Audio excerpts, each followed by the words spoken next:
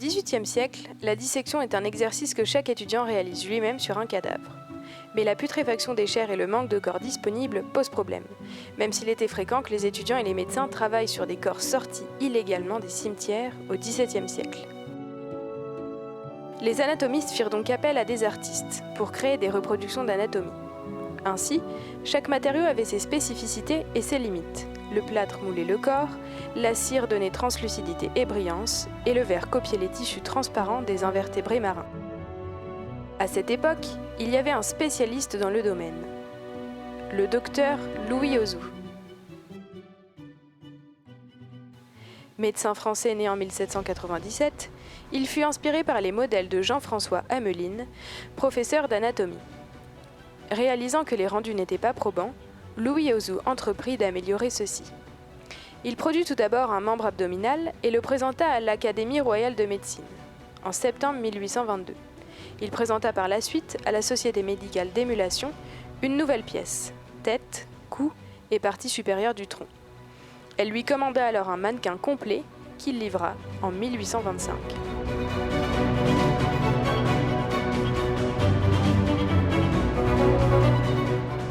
Louis Auzout utilisait la technique de moulage grâce à la technique de papier mâché et des moules en bois.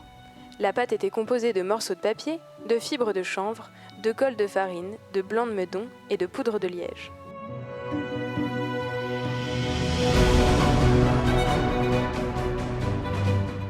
Ces modèles sont toujours conservés dans les collections de zoologie. Ils n'ont plus de fonction pédagogique, c'est-à-dire qu'on ne les donne plus aux étudiants qui peuvent, pour les démonter et observer l'anatomie interne. Ils sont conservés donc à des fins patrimoniales, peuvent être utilisés dans le cadre d'expositions pour montrer un petit peu l'évolution des techniques et de présentation des êtres vivants.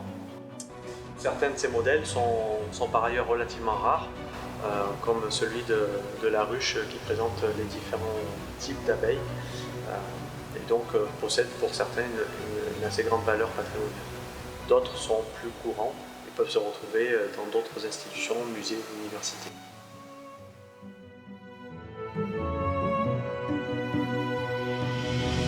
Dans un premier temps, la pâte était préparée puis malaxée afin d'être cuite.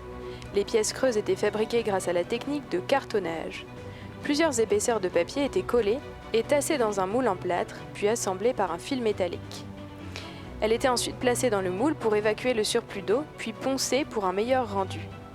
Avant de les peindre, les pièces étaient recouvertes d'une fine couche de papier et d'une sous-couche de colle pour obtenir un aspect homogène.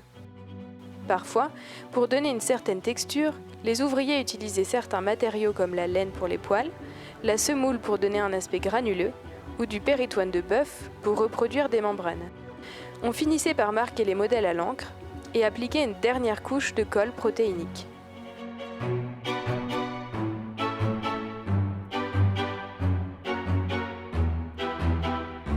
Les modèles anatomiques ont bien évolué. En effet, les modèles numériques tels qu'on les connaît actuellement ne sont apparus que très récemment. Les modèles anatomiques en papier mâché ont permis de réaliser un grand pas dans l'apprentissage de l'anatomie sur des supports permanents, compte tenu de leur caractère démontable et remontable. Apprentissage précédemment réalisé sur des modèles en terre cuite, puis en cire.